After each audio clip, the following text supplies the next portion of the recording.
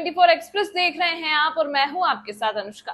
प्रधानमंत्री नरेंद्र मोदी ने जोर देकर कहा है कि भारतीय जनता पार्टी रिकॉर्ड तीसरी बार सरकार बनाने की राह पर है और पार्टी की जीत से देश के शेयर बाजार में भी रिकॉर्ड छलांग दिखेगी।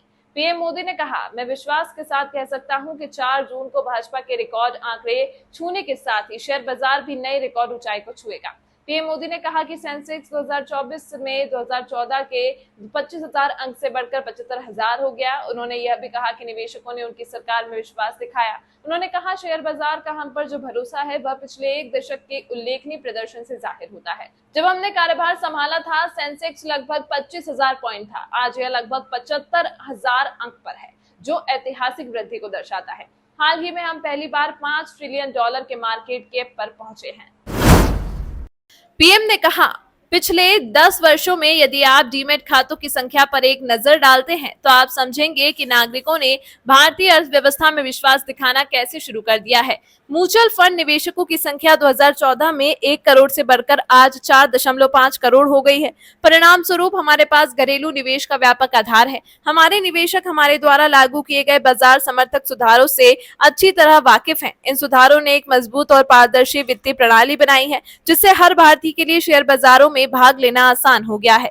लोकसभा चुनाव के लिए प्रचार अपने अंतिम चरण में पहुंचने के साथ ही पीएम मोदी को भरोसा है कि मतदाताओं ने उनकी पार्टी पर भरोसा जताया है। उन्होंने कहा, इसके विपरीत विपक्ष की तरफ माहौल बहुत गंभीर और निराशाजनक है।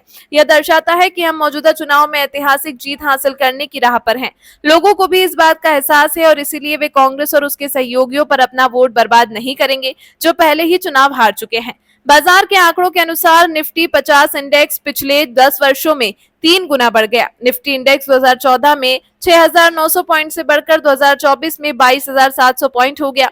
बीएसई में सूचीबद्ध कंपनियों का बाजार पूंजीकरण भी $5 ट्रिलियन पर पहुंच गया है और 21 मई को यह नई ऊंचाई पर पहुंच गया।